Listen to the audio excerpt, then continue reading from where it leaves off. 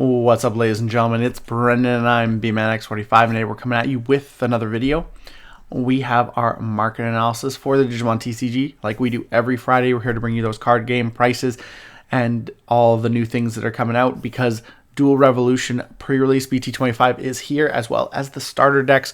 ST23 BeatBreak and ST24 Data Squad are now out.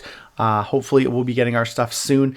If not today, beginning of next week, we can start doing those box opening videos and enjoy that as well. I'm hoping they arrive today, so we have something for you guys over the weekend, but we also have lots of content for the channel coming up as usual. So we'll be doing things one at a time, but just having them bang off 1, 2, 3, 4.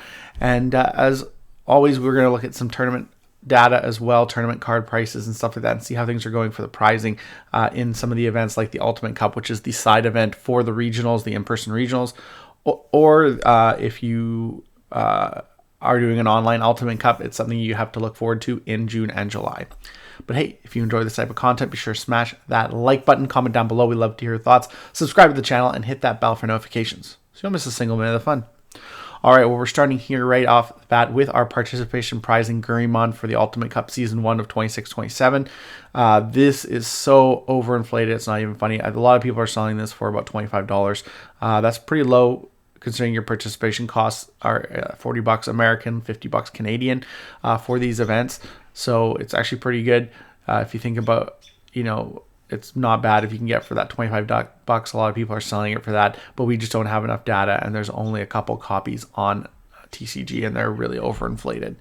Another card, of course, that is really overinflated for this is the Ultimate Cup Top 16, which is not as hard as you might think, because you are in you are in 64-person pods. Or of course, if you do the side event, it's a 3v3, which also makes it easier to potentially win multiple copies of this. So that is another good thing about the in-person Ultimate Cups. So these cards are actually a lot easier to get than you might think. It's basically top 64 pricing if you were to compare it to a regionals. So where it says top 16, it's not really as hard as you might think.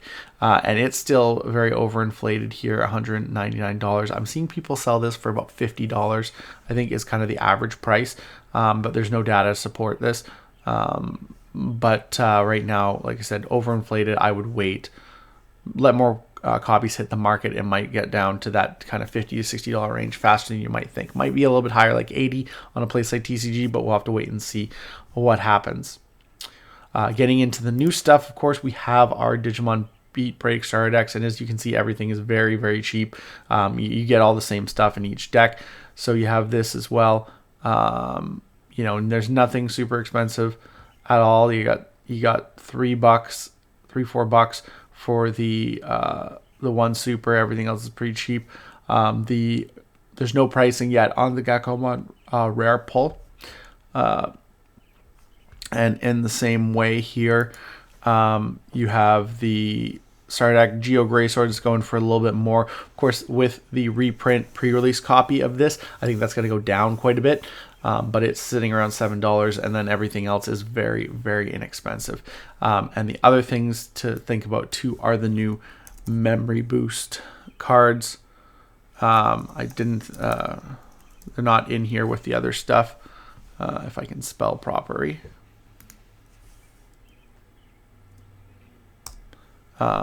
But we do have the new memory boost cards, so let's see if we can pull them out here if they've shown up on the site.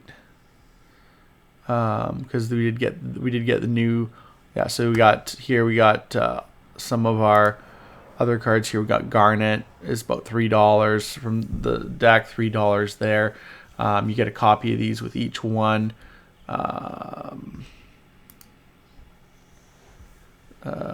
See if they have the other ones here as well. I might have just missed them on the first page. Jade Memory Boost is $4. It's a little bit more because a lot of people use Jade. Grape, again, $3. Amber, $3. The only one I didn't see was the blue one. I don't know if I missed the blue one there. Wisteria. Wisteria is actually $5 to $7. That's actually a little bit So the best one's the blue one, followed by the green one, and then everything else is pretty much the same price. So it is very, very cheap. They don't get played a lot. Jade and Wisteria are probably the two that actually get played the most. Amber's all right in certain decks like Mastimon, so that's kind of nice, but they're just not as good a memory boost as some of the other ones. So fortunate, but yeah. And then finally, of course, that brings us to BT25, looking at pre-release day pricing. Here, everything's kind of always messed up because it never comes in order even if you put it highest to lowest in TCG when the set first drops. But you can see some things here, $400 market prices on things like the SPs, Monarch Lizamon, Asuna Shiroki, the alternate art, Beelstarmon Fly Bullet at 100, and just for the regular alternate art for $150. That seems way out of whack. The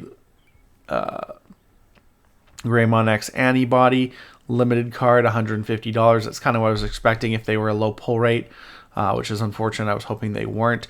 Boxes are $130 to $144, and that's US, so that's still kind of lucky. Case for almost $1,500. You got Asuna Shiroki, again, waifu tax up there really, really hard at 120 with a market price of 73. I still think that's way higher than I thought it would be. Shining Raymon here, look for the regular art, seeing it at $60. $50 to $70 for Monarch Lizamon. This stuff is extremely overinflated at pre-release, so I would definitely wait on this stuff. Wait till release. I think you'll see a massive drop. $40 to $50 Sarazmon, Fly Bullet, the regular art. You get 1 to 2 apparently of these per box, so seeing this at $50 is insane to me. Some other things like like $45 to $20 to $30 for alternate art Bacchusmon. That seems a little bit more reasonable. Dianamon, Marlizamon, stuff like that. That seems a little bit more reasonable. Although again, if you're getting 2 ultimates per box and there's only 3 in the set, I don't know. $20, that doesn't necessarily feel like it needs to be up there. But there's the first time we're getting ultimate rares, so we're seeing maybe like a pushed inflation until people realize how easy they are to get. I don't know if it is a couple copies per box and you only have 3 cards to go through, it's probably not going to be that expensive very long. So I definitely might hold off on that. Yeah, because like Super Asuna being at $15 is kind of like, even the supers are up there, $10, $15, still a little bit more than I thought they would be. Tomoro Tenma alternate arts, market price $10 to $30. That's not actually a bad price. Same with alternate Junomon is definitely way lower than I thought. Oh no, that's just the super. Sorry, that's just the super. I was like, yeah, the Junomon, that'd be way up there. For the alternate art.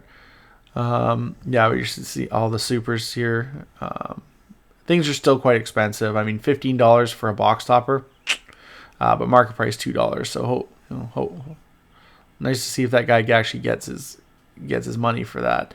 But we don't have, of course, pre-release cards up yet. Yeah,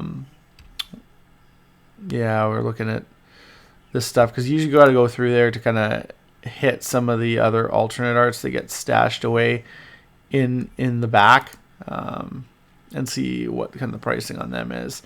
Yeah, $5 for Cougarmon alternate, regular Super Bacchus and Volcanismon for about $12 for the supers.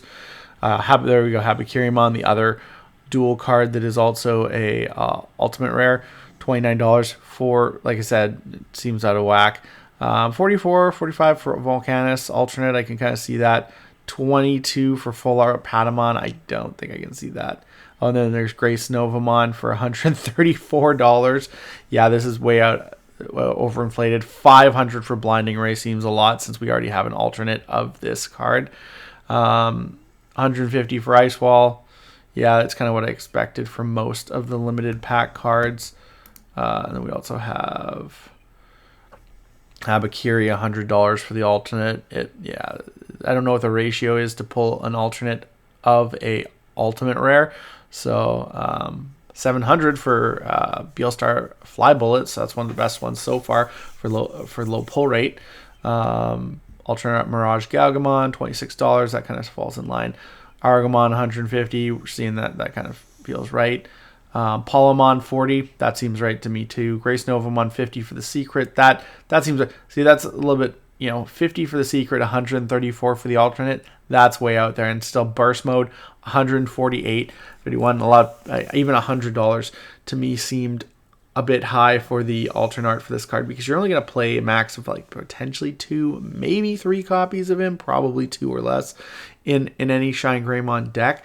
And I just feel like that doesn't lend itself to, that price for something you need 1 or 2 copies of, and might not make a difference in the deck of changing things to make that deck more meta relevant. So I think that is way overinflated. That's going to come down a lot. Of course, we got Kyo. Kyo's pretty cheap too, just like Tomoro. I wonder if that's going to change or if that will stay the same. There we go. Junomon, $90. That also seems a bit overinflated. I would have put her at the maybe the $50 range.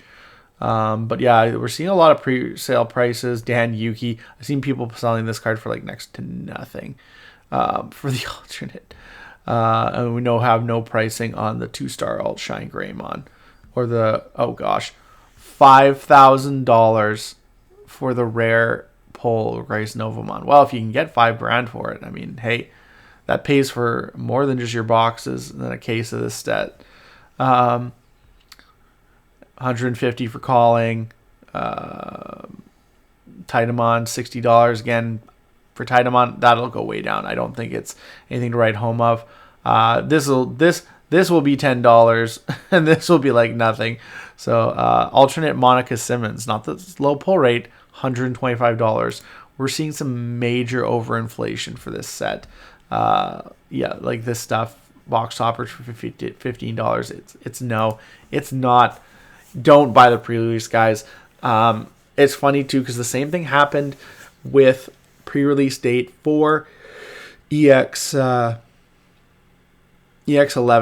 Oh, there was a lot of overinflation prices. Or maybe it was 81. I don't know. It was one of the last ones we did. There was a lot of overinflation on TCG for said set on pre-release day.